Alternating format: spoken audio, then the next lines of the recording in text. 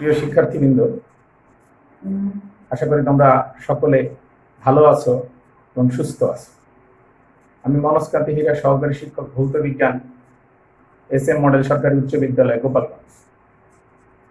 আজকে আমি নবম ও দশম শ্রেণীর রসায়ন বিষয়ের ষষ্ঠ অধ্যায় মূলের ধারণা ও রাসায়নিক গণনা এর উপর পাঠদান করব। আজকের পাঠের বিষয়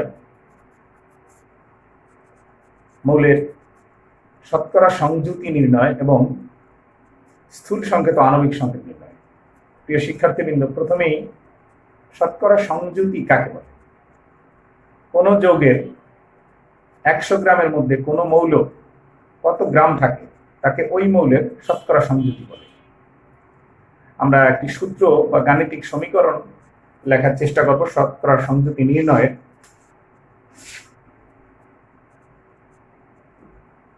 মৌলের শতকরা সংযুতি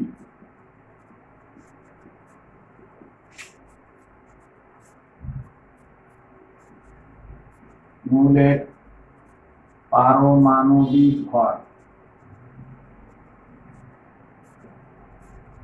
গুণ পরমাণু সংখ্যা। ওই মৌলের পরমাণু সংখ্যা গুণ 100 ভাগ যৌগের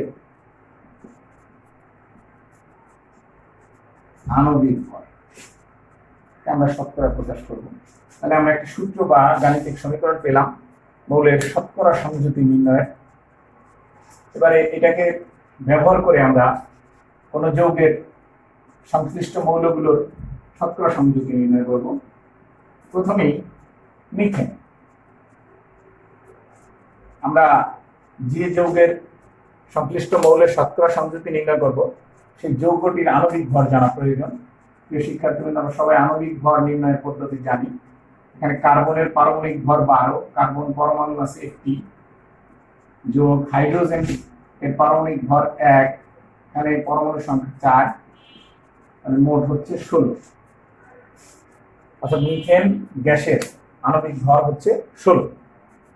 এবার এই মিথেন গ্যাসের মধ্যে কার্বন মৌলের শতকরা সংযুক্তি নির্ণয় করব সূত্রটি ব্যবহার করে।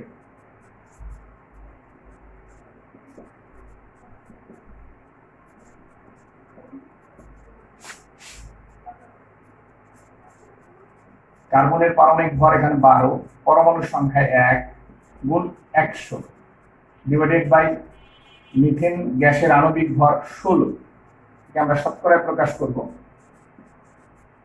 75%।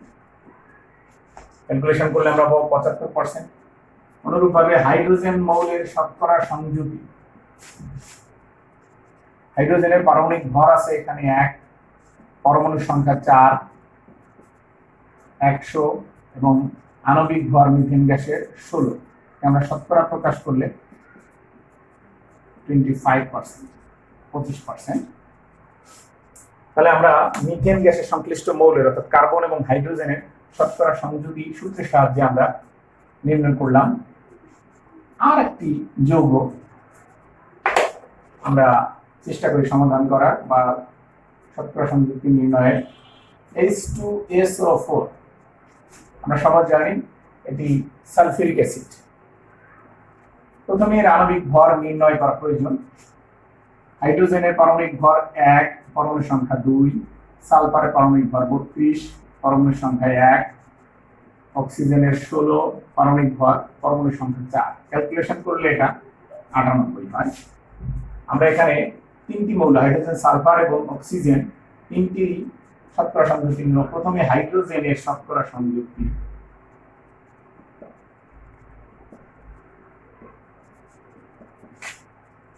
এখানে হাইড্রোজেন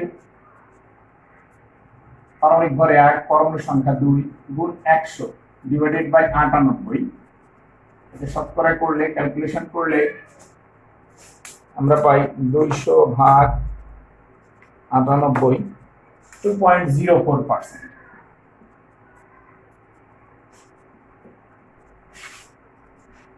এবারে সালফার এর শতকরা সংযুতি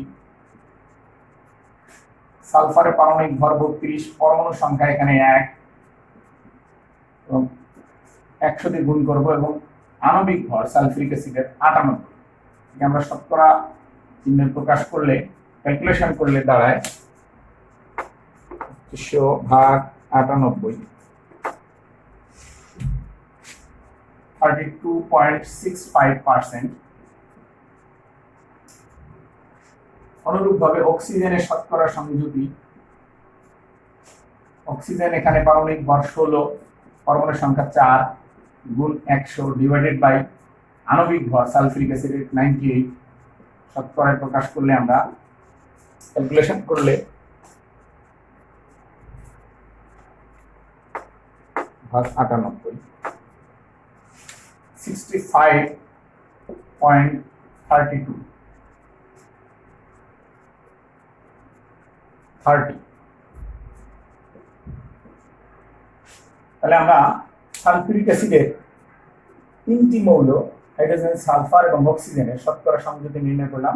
হাইড্রোজেনের শতকরা সংযুতি 2.04, সালফারের 32.65% এবং অক্সিজেনের শতকরা সংযুতি 65.30। অনুরূপভাবে আমরা যে কোনো যৌগের সংশ্লিষ্ট মৌলগুলোর শতকরা সংযুতি নির্ণয় করতে পারি। এবারে এই শতকরা সংযুতি দেওয়া থাকলে প্রবলেমে আমরা সেখান থেকে কিভাবে স্থূল সংকেত এবং আণবিক সংকেত নির্ণয় করতে পারি। প্রিয় শিক্ষার্থীবৃন্দ, প্রথমেই স্থূল সংকেত কাকে বলে? কোন যৌগের অণুতে পরমাণু সমূহের অনুপাত প্রকাশ পায় যে সংকেত দ্বারা, তাকে বলি আমরা স্থূল সংকেত। এবং কোন যৌগের একটি অণুতে বিদ্যমান পরমাণু সমূহের সঠিক সংখ্যা প্রকাশ পায় যে সংকেত দ্বারা, তাকে বলি আমরা আণবিক সংকেত। স্থূল সংকেতকে সরল সংকেত বলা হয়। এটা শুধুমাত্র অনুপাত প্রকাশ পায়, সঠিক সংখ্যা প্রকাশ পায় না। অনেক সময় পরীক্ষায় স্থূল সংকেত আণবিক সংকেতের পার্থক্য আসে। সেক্ষেত্রে আমরা যেভাবে পার্থক্য লিখি, একটি ছক আকারে আমরা যদি পয়েন্ট দিয়ে লিখতে চাই স্থূল সংকেত আণবিক সংকেতের পার্থক্য, প্রথমেই স্থূল সংকেত আণবিক সংকেতের সংজ্ঞা। স্থূল সংকেত যে সংকেত দ্বারা কোন যৌগের অণুতে বিদ্যমান পরমাণু সমূহের অনুপাত প্রকাশ পায়, তাকে বলি আমরা স্থূল সংকেত। এবং আণবিক সংকেত কোন যৌগের অণুতে বিদ্যমান পরমাণু সমূহের যে সংকেত দ্বারা সঠিক সংখ্যা প্রকাশ পায়, তাকে বলি আমরা আণবিক সংকেত। আণবিক সংকেত নির্ণয়ে আণবিক ভর জানা প্রয়োজন। স্থূল সংকেত নির্ণয়ে আণবিক ভর জানা প্রয়োজন নয়। একই যৌগের একটি যৌগের একটি মাত্রই আণবিক সংকেত হবে। একাধিক যৌগের অনেকগুলো যৌগের একই আণবিক সংকেত হবে না, কিন্তু একাধিক যৌগের বা অনেকগুলো যৌগের একই স্থূল সংকেত হতে পারে। তাহলে আমরা 3টি পার্থক্য পেলাম স্থূল সংকেত এবং আণবিক সংকেতের। এবার আমরা স্থূল সংকেত কিভাবে, মৌলের শতকরা সংযুতি থেকে কিভাবে আমরা স্থূল সংকেত ও পরবর্তীতে আণবিক সংকেত নির্ণয় করতে পারি, সেটা আমরা সমাধান করার চেষ্টা করব। মনে করি একটি যৌগে নাইট্রোজেন 82.35% এবং হাইড্রোজেন 70.65%। যৌগটির আণবিক ভর 17 অর্থাৎ 17 হলে আণবিক সংকেত নির্ণয় করে।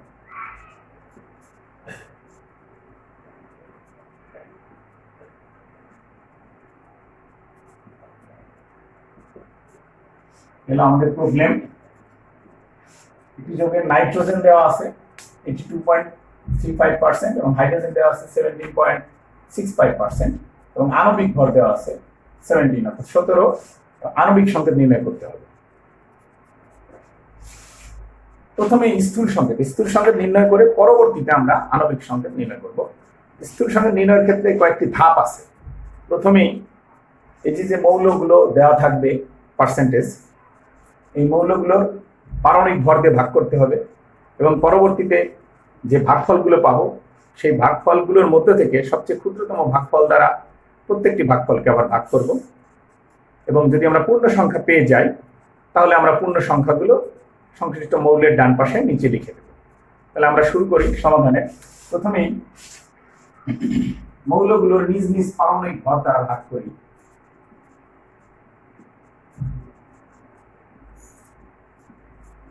নিজ নিজ পারমাণবিক ভর দ্বারা ভাগ করি।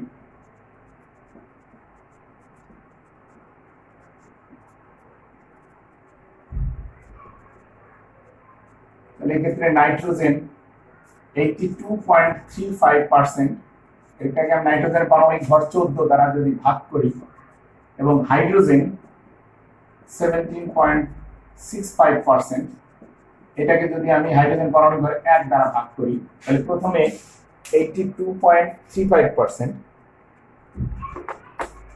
ভাগ 14, 5.88, এবং এটাকে ভাগ করলে 17.65। এবার এই দুটোর মধ্যে ক্ষুদ্রতম ভাগফল দ্বারা আবার প্রত্যেক ভাগফলকে ভাগ করি। ক্ষুদ্রতম ভাগফল দ্বারা প্রত্যেক ভাগফলকে ভাগ করি।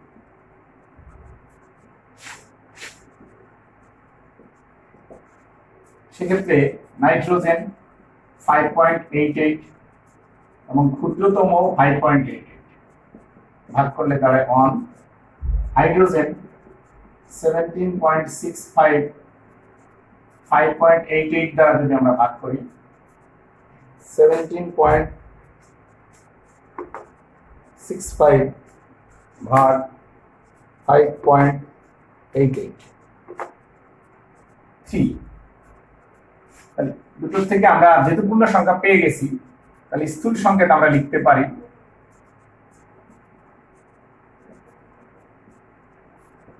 স্থূল সংকেত আমরা লিখতে পারি নাইট্রোজেন হাইড্রোজেন লিখলাম।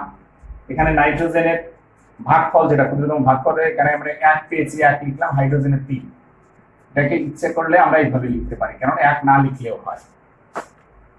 তাহলে আমরা সংশ্লিষ্ট যৌগের স্থূল সংকেত পেয়ে গেলাম NH3।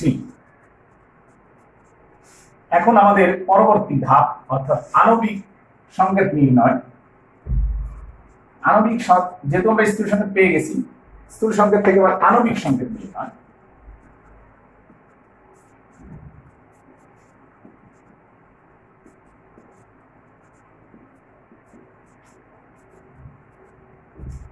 আমরা সকলেই জানি স্থূল সংকেত একটি সরল সংকেত। স্থূল সংকেতের আণবিক সংকেত সমানও হতে পারে অথবা গুণিতক হতে পারে। সেক্ষেত্রে স্থূল সংকেতে মনে করি আমরা n গুণিতক ইকুয়াল টু আণবিক সংকেত।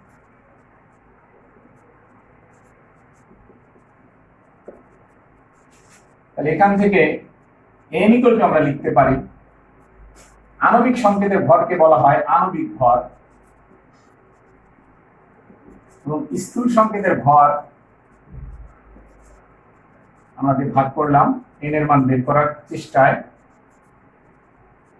আমাদের স্থূল সংকেত আগে যেটা পেয়েছিলাম NH3, এটার যদি ভর নির্ণয়ের চেষ্টা করি, নাইট্রোজেনের 14, হাইড্রোজেন 1 গুণ 3, তাহলে দাঁড়ায় 17। অর্থাৎ স্থূল সংকেতের ভর দাঁড়ায় 17। আর আণবিক ভর আমাদের অঙ্কে প্রবলেমে দেওয়া ছিল কত? 17, 70। আর এখানে আমরা স্থূল সংকেতের ভরও পেয়েছি 70, ভাগ করলে দাঁড়ায় 1। যেহেতু n এর মান 1, তাহলে আমরা বলতে পারি এই যৌগের স্থূল সংকেত এবং আণবিক সংকেত 1। তাহলে আণবিক সংকেত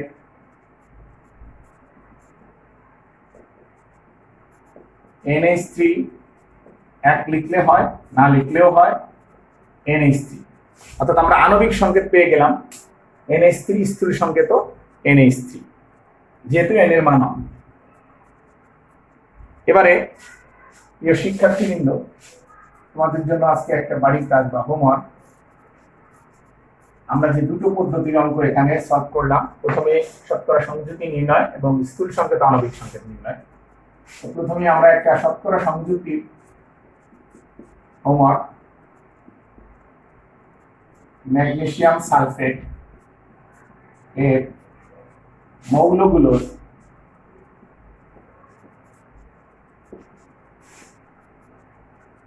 শতকরা সংযুতি নির্ণয় করা। এটা শতকরা সংযুতি নির্ণয়ের একটা হোমওয়ার্ক। দ্বিতীয় হোমওয়ার্ক, স্থূল সংকেত আণবিক সংকেতের একটি যৌগে কার্বন 40%, হাইড্রোজেন 6.67% এবং অক্সিজেন 53.33%। একটি যৌগটির আণবিক ভর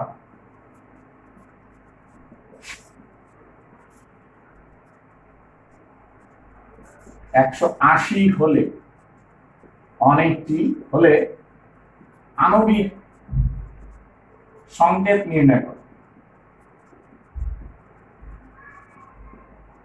প্রিয় শিক্ষার্থীবৃন্দ, আজকে তোমাদের জন্য দুটো হোমওয়ার্ক, একটা শতকরা সংযুতি নির্ণয়, ম্যাগনেসিয়াম সালফেটের মৌলগুলোর শতকরা সংযুতি নির্ণয় করো সংশ্লিষ্ট মৌলের, এবং দ্বিতীয়টি হচ্ছে স্থূল সংকেত আণবিক সংকেত নির্ণয়।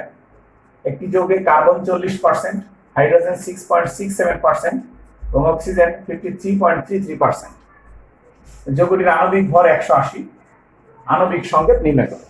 প্রিয় শিক্ষার্থীবৃন্দ, তোমরা সকলে সুস্থ থেকো, ভালো থেকো। পরবর্তীতে নতুন কোনো অধ্যায় নিয়ে তোমাদের সামনে হাজির হব। ধন্যবাদ সকলকে।